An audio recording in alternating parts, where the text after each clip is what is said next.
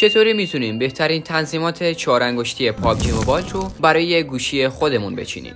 با دونستن قدرت واقعی چیدمان تو میتونی از چیزی که الان هستی تا چند برابر سطح بازی تو ببری بالاتر. و لازمه که بدونی وقتی که تنظیمات 4 انگشتی رو برای خودت به خوبی چیدی، توی 3 تا از بهترین مهارت‌های بازی هم سطح بازیت میره بالاتر. این مهارت‌ها شامل تسلط کافی روی اسکوپ،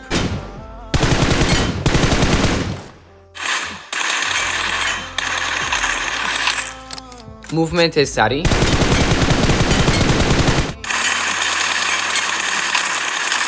و کنترل کافی ایم.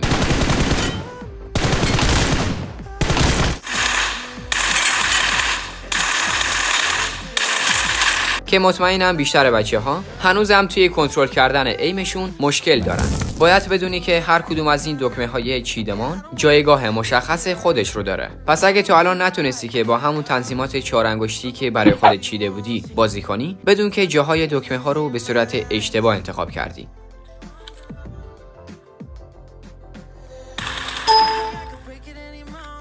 اول از همه باید جای 4 عنصر اصلی رو کاملا به صورت درست انتخاب کنیم. دکمه شلیک، دکمه هدفگیری، دکمه های پیک و جویستیک. و جالبه که بدونید ما توی قسمت کنترل بازیمون 40 تا دکمه فعال داریم. یکم زیادیه مگه نه؟ و باید بدونید که ما از این 40 تا دکمه فقط و فقط به 10 تا دونش نیاز داریم. یعنی 30 تا دیگه‌اش زیاد ضروری نیست و هر جایی که دلمون خواست میتونیم بذاریم. جای 4 تا دکمه رو به درستی انتخاب کردیم و حالا نوبت میرسه به دکمه های جامپ، دراز کشیدن و نشستن. اکثر پلیرهای حرفه‌ای این 3 تا دکمه رو کنار هم و بالای گوشه سمت راست نزدیک انگشت اشارهشون میذارن.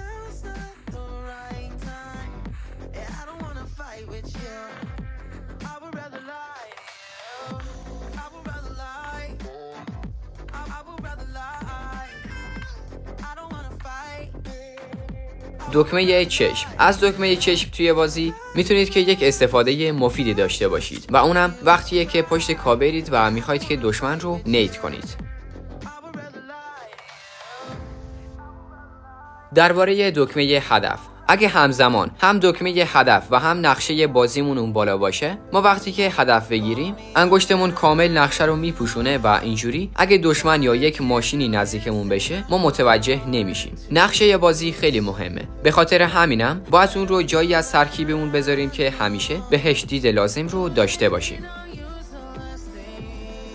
این بود از گوشه سمت راست. گوشه سمت چپ همزمان دکمه شلیک و اسمای دوستامونه که باید همون کاری که برای گوشه سمت راست انجام دادیم همون کار رو اینجا هم انجام بدیم. حالا میبینید که حتی اگه همزمان هدف بگیریم و شلیک کنیم هیچ کدوم از گزینه‌های دیگر رو نمیپوشونه و اینجوری ما اطلاعات کامل رو نسبت به دوستامون و نقشه داریم و اینجوری غافلگیر نمیشیم.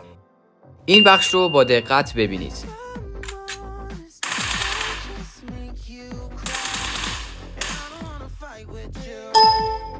احتمالاً برای شما هم پیش اومده که در حال فایت با یک دشمنی بودید و اون بر دیوار بوده و شما میخواستید که حرفه‌ای بازی در بیارید و بپرید از پشت دیوار اون رو بزنید، ولی غافل از اینکه کاراکتر دستش رو میگیره و از دیوار بالا میره. بیایم که این مشکل رو برای همیشه حل کنیم. ببینید بچه‌ها، ما توی بازی 2 تا دکمه پرش داریم که یکی از اونها به صورت پیش‌فرض غیر فعاله و ما باید بریم توی تنظیمات اون رو فعال کنیم. اگه نمیدونید چجوری فعال میشه، من توی این ویدیو درباره تمام تنظیمات پابجی موبایل یک توضیح کامل دادم که اگه هر جور مشکلی توی قسمت تنظیماتتون دارید، با دیدن اون آموزش میتونید که مشکلتون رو به صورت کامل برطرف کنید. برگردیم به چیدمانمون. این دکمه پرش قابلیتش اینجوریه که وقتی نزدیک دیوار باشید دیوار رو میگیره، ولی این دکمه پرش قابلیتش اینجوریه که هر چقدر هم که کنار دیوار باشیم و بپریم دیوار رو نمیگیره و اینجوری ما میتونیم که هر چقدر که دلمون خواست بپریم و دشمن رو دمیج کنیم. پیشنهاد میشه که هر 2 تا دکمه پرش رو توی صفحتون فعال داشته باشید، چون که هر کدوم از این 2 تا دکمه رو توی جاهای مختلف بازی لازم دارید.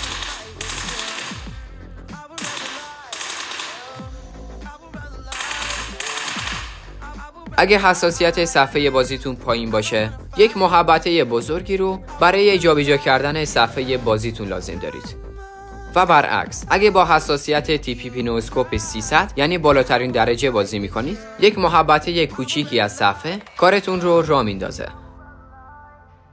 و از اون سمت برای بچه‌هایی که با حساسیت پایین بازی میکنن ممکنه که وقتی که میخوان صفحه بازیشون رو جابجا کنن انگشتشون روی یکی از این دکمه ها برخورد کنه. اگه این مشکل براتون پیش اومد فقط کافیه که یک مقدار دکمه ها رو جابجا کنید تا این مشکل براتون برطرف بشه.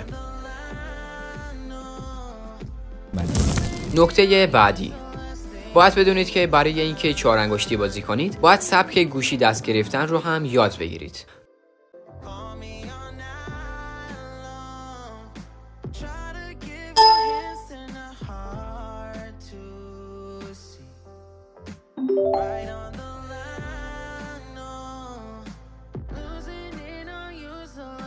من خودم به شخصه وقتی که با گوشی بازی میکنم گوشی رو اینجوری توی دستم میگیرم و اینجوری احساس میکنم که تسلط بیشتری روی بازی دارم. نکته بعدی، اگه توی بازی بودید و لازم بود که برای تیر زدن یا هدف گرفتن انگشت‌های اشارتون رو به این شکل جمع کنید، بدونید که لازمه یک سری تغییرات توی ترکیبتون ایجاد کنید. چرا؟ چون که دکمه شلیک و هدفگیریتون باید جوری تنظیم بشه که شما برای اینکه روی اونها کلیک کنید لازم نباشه که انگشت اشارتون رو جمع کنید. چون که اگه توی یک شرایط سختی باشید و استرس داشته باشید انگشت اشارتون به صورت خود به خود صاف میشه و این باعث میشه که انگشتتون روی دکمه شلیک یا هدف گرفتن نخوره و به جاش روی نشستن یا دراز کشیدن بخوره. نکته بعدی، وارد تنظیمات بشید و کارهایی که بهتون میگم رو انجام بدید. بخش اسکوپ مود، این گزینه رو روی هولد بذارید و گزینه ADS رو روی دیسیبل بذارید و بخش پیک، گزینه پیک رو روی هولد و این گزینه رو روی دیسیبل و این گزینه پایینی رو روی اینیبل بذارید. حالا بازیمون تا 70% بهتر شد. این دیالوگایی که همین الان گفتم رو یه جای دیگه هم دیده بودید مگه نه؟ ببینید بچه‌ها، وقتی که دارید یک آموزشی رو میبینید که داره میگه این گزینه رو اینجا بذارید، این گزینه رو اینجا بذارید تا 70% یا 90% بازیتون بهتر بشه، ولی بهتون نمیگه که هر کدوم از این گزینه‌ها کارایشون چیه، بدونید که با دیدن اون ویدیو فقط دارید وقتتون رو تلف میکنید و هیچ تاثیر مثبتی روی بازیتون ایجاد نمیشه. برای اینکه درک کاملی از تمام تنظیمات بازی داشته باشید بعد از این آموزش این ویدیویی که چند روز پیش براتون گذاشتم رو حتما ببینید. به این ترتیب هم ویدیوهای کانال بازدید میگیره و هم شما چند درصد به سمت پرو پلیر شدن نزدیکتر میشید. این بود از چند تا دکمه مهم توی بازی که به صورت کاملا درست اونها رو سر جای خودشون قرار دادیم و میمونه بقیه دکمه های چیدمان که به نظرم اگه بخوام درباره تموم اونها توضیح بدم ویدیو یه مقدار طولانی میشه. به خاطر همینم من خودم هر کدوم از اون دکمه های چیدمان رو سر جای خودشون میذارم و یک چیدمان جمع جور بهتون تحویل میدم. کد چیدمان رو براتون توی کانال تلگرام گذاشتم و لینک تلگرام رو براتون توی قسمت توضیحات و کامنت ها پین کردم که میتونید از اونجا برید و کد رو برای خودتون کپی کنید. و اگه به هر دلیلی نتونستید برید توی تلگرام میتونید زیر همین ویدیو برام کامنت بذارید تا من کد رو براتون بفرستم. امیدوارم که این ویدیو برات مفید بوده باشه و اگه دوست داشتی برای حمایت از من روی علامت لایک کلیک کن و برای ویدیوهای بیشتر کانال رو سابسکرایب کن و تا یک آموزش دیگه بدرود.